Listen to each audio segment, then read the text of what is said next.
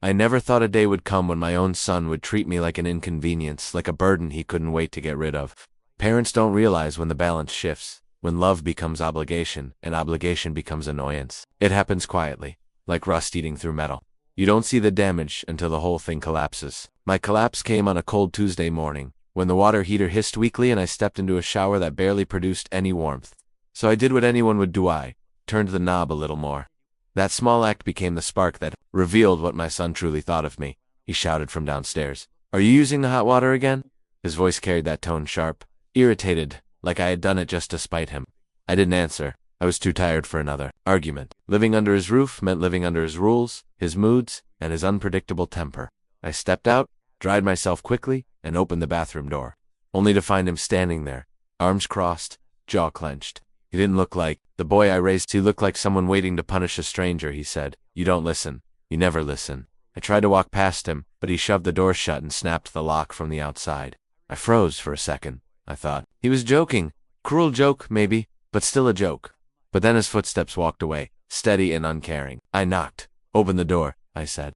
No answer. I knocked again, louder. Still nothing. I heard his wife's voice faintly from the hallway, murmuring something about finally teaching him a lesson. Teaching me a lesson. I sat down on the cold tile floor. The first hour was disbelief. The second was anger. By the third, the anger turned into something sharp and silent, not rage clarity. The kind of clarity that comes only when humiliation strips every remaining piece of hope. I realized something I should have known long ago. My son didn't see me as a father anymore. He saw me as a problem, a liability, a man taking up space in the house he believed was his. But the house wasn't his. Not legally, not financially, not in any way that mattered. It was mine, bought with my savings, my years of labor, my sacrifices. I had given him the privilege of living in it. I had given him comfort. I had given him everything. And he repaid me by locking me away like I was some creature that needed to be contained. By evening, hunger twisted in my stomach. But worse than that was the sound of their laughter downstairs. They were eating dinner, watching television, living life while I was trapped behind a thin wooden door. I tried not to imagine the expressions on their faces. I tried not to think about the son who used to hold my finger while crossing the street. The son who cried into my shirt when he fell and scraped his knees. The son who once said, "Dad, I'll take care of you when you're old." Life has a cruel sense of humor. The night was long. Cold air seeped under the door, and the sink faucet dripped loudly, each drop marking time I couldn't escape. I wrapped myself in a towel and sat against the wall, staring at the small bathroom window that was too narrow to climb through. My phone was outside. My freedom was outside. Everything was outside. But something unexpected happened around midnight. Not desperation. Not fear. Determination. I realized this wasn't a prison. It was a revelation. A moment that showed me who my son truly had become. And once I saw the truth, I couldn't unsee it. I stopped knocking. I stopped calling his name. I stopped hoping he would unlock the door. Hope was the chain that kept me tied to him. And that night, the chain finally snapped. Somewhere between exhaustion and awakening, I made a decision. A quiet, steady, unshakable decision. If I ever got out of that bathroom, I would never again be under his roof. I would never again let him decide my worth. He thought he had trapped me. He thought he had power over me. But what he didn't understand was that locking me away didn't make me smaller. It made my resolve stronger. By dawn, my plan was already forming. It would unlock the door eventually. He would smirk or scold or wave me off like nothing happened. But once that door opened, everything would change. Not for him. He would stay the same selfish man he had become. The change would be mine. My freedom, my future, my silence. That would be my revenge. And it would be a revenge he would never forget. The second morning came with the faint hum of life outside the bathroom door. I could hear the television, the low buzz of the fridge, even the scrape of a chair against the floor. My son was moving through the house, making plans, talking to his wife, living as if nothing had happened. Meanwhile, I sat on the cold tile, counting the hours, tracing the cracks in the walls with my eyes, imagining a life that wasn't defined by someone else's whims. I tried not to let the anger consume me, but it was already there, simmering beneath the surface. Steady, patient, waiting for the right moment to rise. I had always been a giver, and my giving had been met with entitlement. Every sacrifice I made, every late night at work, every skipped meal, to provide more for him, had been absorbed without gratitude. And now, here I was, reduced to a trapped body behind a locked door, reminded that respect can be as fragile as glass. The realization that my own son could treat me like this, the same man who once held my hand in fear, twisted something inside me. It was not fear anymore. It was calculation. Cold, precise, necessary. I began to formulate a plan that would last far beyond these 2 days. The bathroom was small, But in that small space, my mind stretched and expanded, thinking of every possible outcome. By midday, my body was stiff, my stomach empty, my hands trembling slightly, yet my mind was sharper than it had been in years. I thought about the house, the very house I had bought, the very house I had handed to him as a wedding gift, and I realized the power I still held. I had never transferred the deed into his name legally. It was still mine. He assumed it was his. He assumed ownership. He assumed control. That assumption was about to become the foundation for a quiet, meticulous revenge. I wouldn't yell. I wouldn't fight. I would simply remove the one thing he thought was his forever, and I would do it cleanly, without emotion, without noise, without chance for him to argue or retaliate. Hours passed like stones dropped into deep water, slow and unyielding. I slept fitfully on the tile, my back pressed against the bathtub, my mind plotting every step. First, confirm the legal status of the property. Then, arrange discreetly for a buyer who would act immediately. A cash transaction that would leave no trail he could follow. Next, prepare my escape, my departure, my new life. And finally, disappear. By the time the door finally creaked open on the morning of the third day, the plan was already in motion in my mind. I would not act immediately. I would not give him the satisfaction of noticing my presence, of seeing fear or anger in my eyes. I would walk past him, calm and collected, as if the last 3 days had been nothing more than a quiet vacation.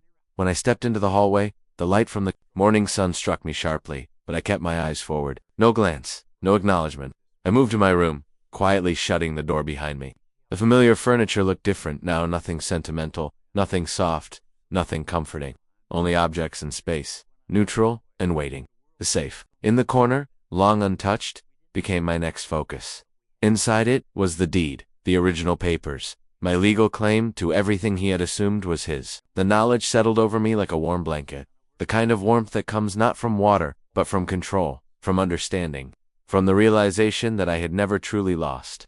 My son's ignorance of this fact was the leverage I would carry to the very end.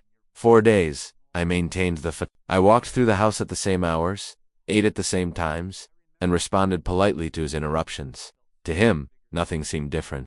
He believed I had forgiven, that I had yielded to his authority. But every polite nod, every calm smile, every quiet meal reinforced my internal plan. Step by step, I moved closer to the moment when I would reclaim what was mine. Every night, I wrote lists mental and physical of everything that had to happen for the plan to succeed. Contact the lawyer, verify legal details, secure the buyer, confirm cash availability, arrange the transfer of funds, and finally, depart quietly, leaving him to awaken in a world he had never truly owned. Late nights were spent visualizing the day I would leave, how the taxi would pull up, how the plane would take off, how the first realization would hit him that everything he believed permanent was gone. And I smiled quietly to myself because I understood what he would never comprehend. Freedom does not always announce itself with fury. Sometimes it walks silently, taking with it the certainty of a man's control, leaving only shock in its place. By the end of the week, all preliminary arrangements were set. The deed was verified, the lawyer briefed, the buyer discreetly ready. I remained calm, external serenity masking an internal storm of precise strategy. My escape was imminent, my liberation inevitable, and my son had no idea. The days leading up to the sale were exercises in quiet deception. My son continued to assume authority over a home he did not legally own, scolding me over minor habits, asking me to turn down lights, cut showers short, or not waste water. I nodded and complied, every action reinforcing the image of a passive, harmless father. To anyone observing, I was harmless, compliant, even a little defeated. But behind that calm exterior, the plan moved like clockwork. Every detail had been accounted for. The deed in my possession, the buyer briefed, the lawyer ready to act, the new account established where the sale proceeds would flow. I was the calm eye of a storm that he would only recognize once it had already passed. During the afternoons, I spent time quietly preparing my personal belongings. Nothing extravagant. My suitcase for the journey abroad was slowly filled, each item carefully chosen. My passport and critical documents were stowed safely. The watch my late wife had gifted me rested on top. The only sentimental piece I was taking, I chose a minimal wardrobe, the kind that would allow me to move freely, unencumbered by unnecessary possessions. Everything else would remain: furniture, appliances, memories, embedded in walls. That would be his reality now. A house full of objects he assumed belonged to him, yet lacking the one thing that had defined his perceived power: my presence, and my control over what was truly his. I spent one evening reviewing the transfer of funds, checking account numbers, verifying wire transfers. The money from the sale would be secure, out of reach, in an offshore account that only I could access. I double-checked, triple-checked, The kind of diligence born from years of meticulous planning and a desire for certainty. A single mistake now could unravel everything. But everything was in place. I felt a calm satisfaction that was unlike any pride I had known before.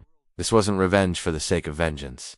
This was justice, quietly served, without theatrics, without witnesses, without public spectacle. My son would never see it coming, and that was the perfection of it. Nights were the hardest. I couldn't sleep in my own bed, knowing that the same walls contained the people who had so casually stripped me of comfort and respect. I would lie awake, listening to the creaks of the house, imagining their conversations, their laughter, the planning for a future, that a planning was secure. I reminded myself that security is only real when it's backed by truth, and here the truth was on my side. For years, he had assumed ownership without question. For years, he had underestimated the quiet patience of a man who had given everything, and been rewarded only with neglect. Now, the tables were set. The final act was approaching, and the calm before the storm stretched over the house like a taut wire. The final weekend before the sale. I walked the house slowly, observing it as if seeing it for the first time. I touched the door frames, the kitchen counters, the window sills, not with sentiment, but with purpose. These walls had once been my gift. Now, they were a weapon. I could imagine the shock on his face when he realized that every room, every familiar corner, was now controlled by others, and I would be gone. The thought was intoxicating in its clarity. I didn't need confrontation, didn't need a shouting match, didn't need anyone to plead. Silence would be my ally, invisibility my shield, and timing my instrument. The house would speak for itself, but the real impact would be in the absence me absent. And with me, his sense of security, I maintained the routine, as if nothing had changed. I drank my tea in the morning, read the newspaper in my chair, and kept conversations minimal and polite. Any slip could arouse suspicion, any hint of anticipation could give him time to investigate. I reminded myself constantly, my calm face was the final defense, and the ultimate offense. I would not rush, I would not falter, I would not give him the slightest clue that the house he had assumed was his forever. Legally and financially, was already slipping through his fingers. My patience, cultivated over decades of careful planning, would now pay off in a single, decisive moment. The night before my departure, I sat in the dim light of my room, listening to the faint sounds of the living room voices talking about renovations, dreams of vacation, plans for a future built on assumptions. Every word was a reminder of how little he understood. I carefully reviewed my checklist one last time.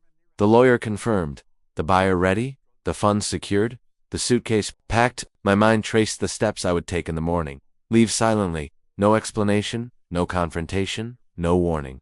By sunrise, the past would be behind me, the present would be mine, and the future would belong to whoever I chose it to. In the quiet hours before dawn, I allowed myself a brief smile, knowing that the storm would hit while he remained entirely unaware. The morning of my departure felt strangely silent, as if the house itself understood what was coming. The sky outside was pale, washed in that early light that makes everything seem softer, like the world holds its breath before something irreversible happens. I moved quietly, packing the last of my belongings into my small suitcase. Nothing extravagant, nothing suspicious, just the things a father might carry if he were visiting relatives or going on a short trip. But this wasn't a visit, and it wasn't short. It was freedom, and it was final. I looked around my room one last time. The bed I had slept in for years, the lamp my wife once chose, the corner where my book still sat neatly arranged. I didn't touch any of it. I wasn't taking pieces of the past with me. The past had already taken enough. What I needed now was distance, clarity, and peace. Everything else could stay behind, like relics of a life I no longer owed to anyone. Especially not to a son who believed entitlement was the same thing as love. When I opened my door, the house was still. My son and his wife were asleep, unaware that the world they believed they controlled was already shifting beneath them. I walked down the hallway with the same quiet steps I had used the night he locked me in the bathroom. But this time, I wasn't powerless. This time, every step was deliberate. Every breath was measured. I reached the bottom of the stairs and paused, absorbing the stillness. The silence wasn't heavy, it was liberating. It felt like the first breath after surfacing from deep water. I placed the house keys on the hallway table, right where he usually tossed his own. I didn't leave a note. I didn't need one. The documents would speak louder than any explanation I could give. The new owner would arrive within hours. My son would learn the truth not from my mouth, but from the reality he could no longer escape. A man who locks his father in a bathroom for 2 days believes control is something he can enforce. Soon he would learn control is an illusion when the power you stand on was never yours. I quietly stepped outside. Morning air was crisp, sharp enough to wake the senses. For a moment, I simply stood there, breathing deeply, feeling the weight of years lift from my shoulders. I wasn't running away, I was walking toward something better. The car that would take me to the airport was already waiting at the curb, engine humming softly. The driver gave me a polite nod, unaware of the significance of this ride. I settled into the back seat, watching the house as we pulled away. It didn't feel like I was abandoning anything. It felt like the house was letting me go. The drive was long and smooth. I stared out the window, watching the familiar streets blur into a repetition of small shops, busy intersections, and people starting their day without knowing that mine was ending in one world and beginning in another. My phone buzzed once, then twice, but I didn't check it. I knew who it was. My son always called in the morning, usually to ask about bills, chores, schedules, never to ask how I was. But even if he did, it wouldn't matter. I turned the phone off completely. Peace has no room for interruptions. At the airport, I moved through security with a calmness that surprised even me. My hands didn't shake. My heart didn't race. Every step felt intentional. I had my boarding pass, my passport, and a one-way ticket to a place he would never think to search. A place where no one knew him, no one knew me, and no one cared about the complicated history that had led me to this moment. A place where I could start again, quietly and without explanation. As I walked toward my gate, I finally allowed myself to imagine the moment he would discover the truth. I didn't picture his anger, that was predictable. I pictured the silence, the way he would stand still, processing the fact that the man he believed he controlled had outmaneuvered him in absolute silence. The shock when he learned the house was sold, the disbelief when he realized the proceeds were unreachable, the moment he would understand that I had left not in weakness, but in strength. I found my seat by the window and placed my bag at my feet. The boarding announcement echoed overhead, each word bringing the future closer. Outside, the runway stretched endlessly, a blank path waiting to be written upon. My hands rested in my lap, steady and sure. For the first time in years, the weight inside my chest lightened. I didn't know what waited for me across the ocean, but whatever it was mine, chosen by me. Controlled by me. As the plane began to board, I whispered quietly to myself, not a prayer, not a wish, but a simple truth. This time I choose my life. The plane lifted off, and I pressed my forehead lightly against the cool window, watching the city shrink beneath the clouds. Tiny streets, tiny parks, tiny lives. He had thought he controlled everything, but from up here, it was all inconsequential. My past, my sacrifices, my humiliation, all shrank with the buildings. For the first time, I felt untethered, unbound, entirely free. I let my mind drift, imagining the house he had called his own. Every detail, from the front door to the kitchen counters, was now under the ownership of strangers who had no memory of the pain he had caused, no knowledge of the control he believed he had. And that realization made me smile, quiet and small, like a secret kept perfectly. I didn't need to check the news or follow my phone.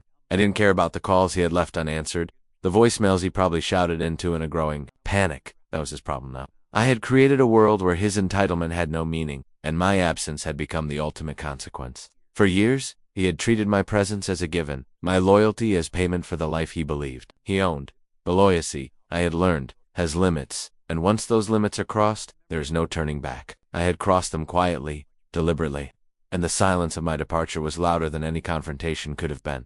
The flight attendants moved through the cabin, offering coffee and small smiles. I refused, keeping my mind focused on what lay ahead. I didn't want indulgences or distractions. I wanted clarity, a clean slate, a new life, not tied to grudges or the suffocating weight of betrayal. As the plane climbed higher, I pictured the moment he would finally realize that control is a mirage. A man can lock a door, control a bathroom, demand obedience, but he cannot cage a will that refuses to be contained. That truth, I thought, would be far more devastating than any argument, any shout, any confrontation I could have had. Hours passed quietly.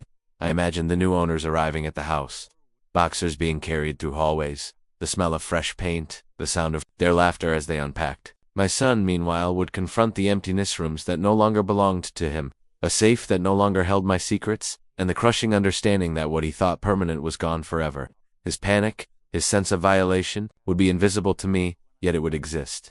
It would be the echo of all the times he had laughed at my limits, ignored my sacrifices, or assumed I was too weak to act. Now, those moments were balanced, accounted for, and silenced by my quiet, deliberate steps toward freedom. I thought about the life I would build from here.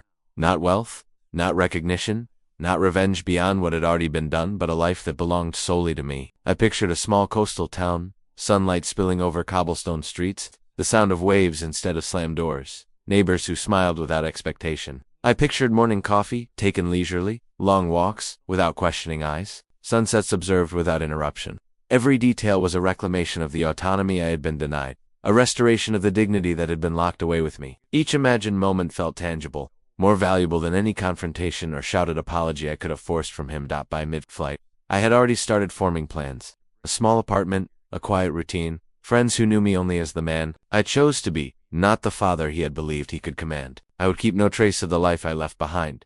No forwarding address, no calls, no explanations. My departure was absolute, a line drawn in the sand. And with that line, I finally understood the depth of liberation. The plane hummed steadily beneath me, and I let the vibrations settle into my chest like reassurance. I was safe. I was free. I was untouchable. The house, the money, the control he would awaken to it all. But I would already be building a life that belonged solely to me. I closed my eyes and let memories wash over me, not the humiliation, not the anger, but the strength it had taken to plan, to wait, to execute. Every step had been intentional, every day calculated, every act of silence, deliberate. By the time he realized I was gone, it would be too late. My victory wasn't loud, it wasn't dramatic, it was measured, precise, and permanent. And in that permanence lay a calm I had not known in years, a satisfaction not born from spite, but from the reclamation of my life. He had mistaken weakness for submission, control for power, and entitlement for inheritance. I would teach him, silently, the difference. As the plane soared above the clouds, I allowed myself a single, unguarded smile. The sun glinted off the horizon, illuminating the path ahead. I didn't need the city below, the people, or the noise. I had everything I needed in this new perspective: freedom, clarity, and the certainty that some things are meant to be taken back, quietly, decisively, and forever. And that knowledge, held in the stillness of a man finally unshackled, was more powerful than any scream or confrontation could ever be. I landed in the coastal town as the late afternoon sun gilded the water. The airport was small, quiet, a stark contrast to the chaos I had left behind. My suitcase felt lighter than it had all these years, filled only with essentials and memories I carried inside me, not in boxers. The taxi driver dropped me near a narrow street lined with pastel-colored buildings and cafes that spilled music and conversation onto the sidewalks. I paid him with cash. No receipt, no small talk, no trace. That was the rule I'd made for myself. Disappear completely. No one could know where I was going or why. I stepped out and let the salt-laced wind wash over my face. The air tasted different here, freer, somehow, untamed. My chest expanded, and for the first time in what felt like decades, I breathed without constraint. Behind me, the world I had left, the house, the money, the son who had trapped me vanished into memory. The small apartment I rented overlooked the harbor. A modest building, no grandeur, no unnecessary space, just a single room with a bed, a kitchenette, and a tiny balcony. But it was mine. Every inch belonged to me, legally, morally, and emotionally. I carried my suitcase inside, placing each item carefully, deliberately, as if performing a ritual. Passport, cash, documents, clothes folded neatly, the watch from my late wife resting on the bedside table. Nothing more. Everything else had been left behind: furniture, trinkets, the illusions of family ownership. I opened the window and let the ocean air sweep through, a cleansing gust that seemed to push away the last remnants of control and confinement. Outside, gulls wheeled in the sky, and boats bobbed gently on the waves. Here, nothing was demanded of me. Here, I could be unobserved, unjudged, unclaimed. That evening, I walked to the shoreline. Sand shifted beneath my feet, cool, forgiving. I carried a folding chair, set it near the water, and watched the tide roll in. Each wave mirrored the rise and fall of my emotions over the past weeks: frustration, humiliation, anger, and finally, liberation. I let the sound of the sea fill the space my son had once occupied in my mind. He had believed his power absolute, that the lock on the bathroom door could contain my will. But even as the ocean stretched infinitely before me, I knew power is not about walls or threats, it is about the choices we make. My choice had been silence, patience, and precision. I had left him with a house he thought was his, a life he believed he controlled, and yet in that very moment, he was powerless. The balance had shifted, and I, for the first time in decades, was unshakably, unarguably free. Over the next days, I immersed myself in this new life. I learned the rhythm of the Talenta baker who arrived before sunrise with fresh bread, the fishmonger who laughed with every sail, the old woman at the cafe who remembered my coffee order before I spoke. No one asked intrusive questions. No one judged. I found a small routine: morning walk along the docks, tea in the mid-morning sun, a book read on the balcony in the warm afternoons, small conversations with strangers who became acquaintances, acquaintances who became friends. I didn't call my son. I didn't check news from home. Those connections no longer existed for me. My life, once filled with obligations, expectations, and surveillance, had been reduced to essential, beautiful simplicity, and it was exhilarating. Sometimes I thought of him, not with anger, not with hatred, but with the clarity of understanding. He had been given everything, and in his assumption of entitlement, he had revealed himself. He could not see the man beneath the fatherhood, the sacrifices that had gone unnoticed, the quiet strength that had been growing for years. By locking me in a bathroom, he had unwittingly unlocked the part of me that refused to be contained. And now, watching the sunset, I realized that the true cost of his control had not been mine, it had been his. The life he thought permanent was already slipping from his grasp, piece by piece. And I, from afar, observed the unfolding consequence with the satisfaction of someone who had acted decisively, silently, and without remorse. In this new place, I discovered pleasures I had long forgotten. I woke to the sound of waves, not slammed doors. I prepared my meals at leisure, enjoying tastes and textures that had once been rushed or stolen. I walked through streets without fear of judgment, visited markets without expectation, and went to bed in a quiet room where no one demanded attention, apology, or obedience. My mind was no longer crowded with worry or resentment. Instead, it was expansive, open to possibility, and filled with the realization that freedom, true, unshakable freedom, had a taste unlike anything else I had ever known. Each night, I fell asleep listening to the ocean. My body relaxed, my heart unburdened, and I knew, without doubt, that the man who had tried to cage me would never again have that power. The days turned into weeks, and I began to truly feel the weight of life without someone constantly breathing down my neck. Each morning, I watched the sunlight spill across the balcony floor and felt the warmth seep into my bones. A stark contrast to the cold, stale days spent trapped behind that bathroom door. Freedom was more than movement. It was choice, the luxury of deciding every detail without interference. I walked the narrow streets, learned the names of shopkeepers, remembered faces and stories. Each interaction reinforced the simple truth: I could exist for myself and no one else. No one had the right to judge, restrict, or belittle the life I had earned through decades of toil, sacrifice, and restraint. The ocean, relentless and eternal, mirrored the clarity I had discovered. Its rhythm taught me patience, its strength reminded me of my own. Here, there were no deadlines imposed by a child who had no understanding of the life he had been given, only the natural cycles that followed the sun and the tide. I took long walks, sometimes alone, sometimes joining small groups at the local cafe. I laughed again, slowly, carefully, testing the sound in my throat like an instrument that hadn't been played in years. The first week, I caught myself glancing over my shoulder, expecting judgment, criticism, or some form of entitlement to shadow my steps, but the streets were empty of such expectations. People smiled without knowing me, greeting me as one of their own. I realized, in quiet awe, that life could be lived for oneself, and that pleasure could come without guilt. I could enjoy the breeze, the taste of fresh bread from the bakery, the small thrill of buying fish from a local market without a second thought. Each act, ordinary in appearance, carried profound significance. I had learned what it meant to be free, not just in body, but in spirit. That realization sank deep into my bones. No one could lock this away from me.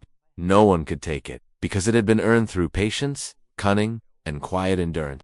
I was untouchable in this life. I had carved out a lone dot at night. I wrote, not letters, not diaries for anyone else, but notes to myself, thoughts, observations, reflections on control, power, and the choices we make. I considered every moment in the house I had left behind, every door slammed, every glance ignored, every meal prepared in silence while he assumed ownership of a life I had funded, guided, and protected.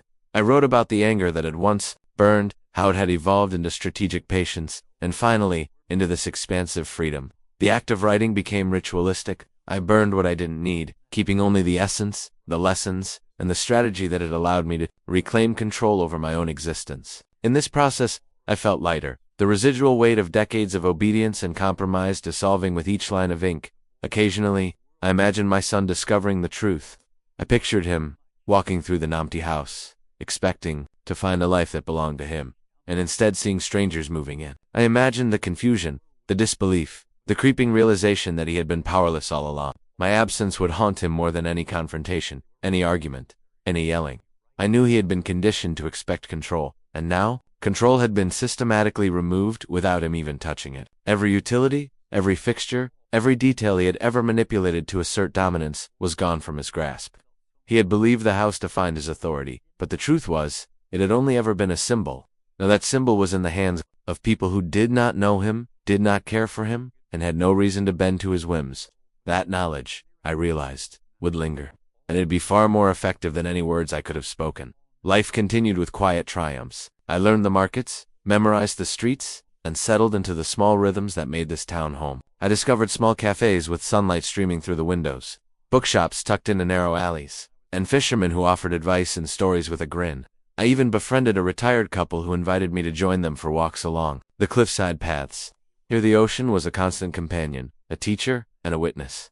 I never tired of its waves or the way it spoke to me of endless possibility. I had left the old life behind, the house, the sun, the entrapment, but the lessons remained. Patience, endurance, observation, and strategic action. These had brought me to this place, and now, the ocean taught me how to live without fear, regret, or dependency. Some nights I walked to the water's edge, watching the moonlight trace silver paths across the tide. I reflected on the power of absence. In being gone, I had spoken louder than any confrontation could have. The absence carried weight because it was undeniable. He had assumed ownership of life that was never his, and now he confronted the permanence of my choice. The silent lesson, carried in the empty rooms, the locked drawers, the absence of my presence, was absolute, and I felt a sense of peace I had never known in all the years of service, sacrifice, and compromise. Freedom, I understood, was not just a stated, was a reclamation, and I had claimed it fully. The first morning in my new life arrived quietly, with no demands, no interruptions, no tension weighing down my chest.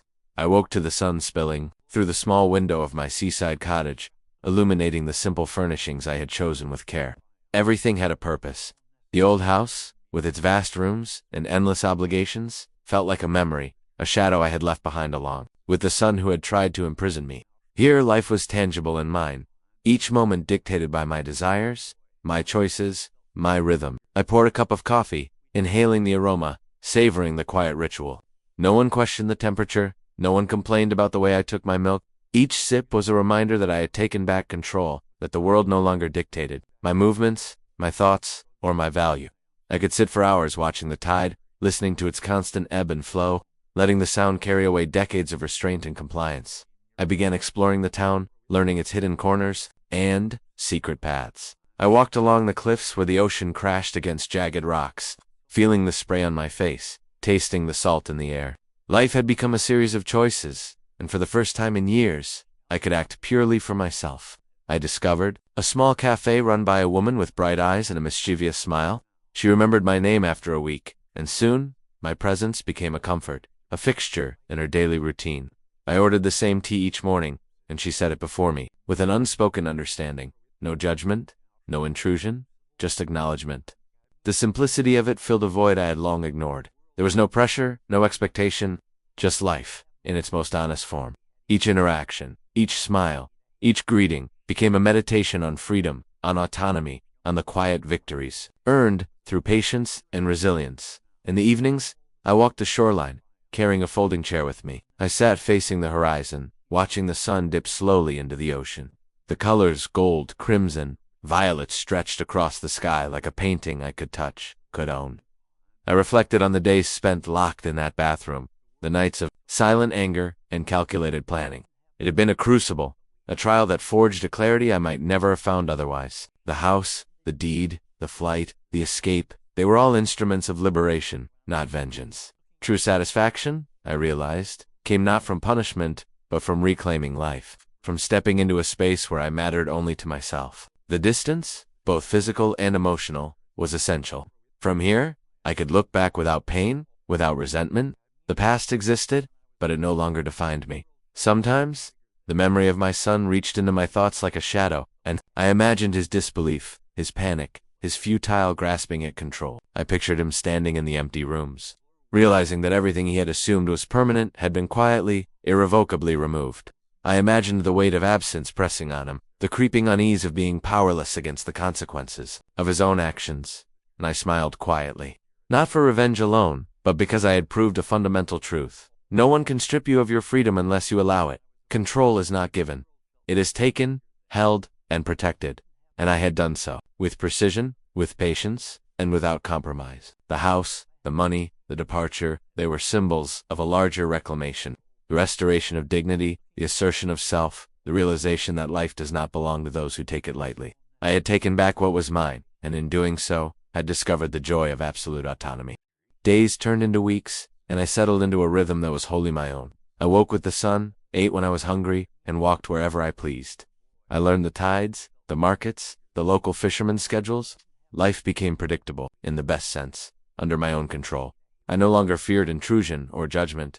The house I had left, the son I had outwitted, faded into memory. Occasionally, I thought of him, imagined his attempts to assert authority, the arguments he might have had with his wife, the sense of betrayal he would feel when he finally accepted that the life he had claimed never truly belonged to him. But those thoughts no longer carried anger or obsession. They were reminders of why I had left, why silence was the sharpest tool, and why freedom was the greatest gift one could ever take. I had claimed it, fully, finally, irrevocably. NCV. I live now in quiet triumph. The ocean witnesses my mornings, my evenings, my slow strolls along the cliffs. The cafe knows me, the market recognizes me, and the town accepts me. My past, my son, the house, the betrayal all exist, but only as echoes. My life is mine, and every choice I make reinforces that fact. I wake, I walk, I watch the sun set over the water, and I smile. Silence had been my vengeance, patience my weapon, and freedom my reward. I left without confrontation, without words, without regret.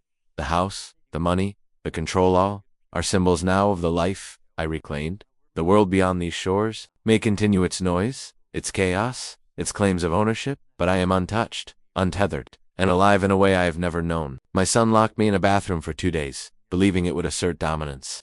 I left the country, sold his house, and unlocked a life he could never take away. Here, with the ocean as witness and the horizon as my guide, I will never be trapped again.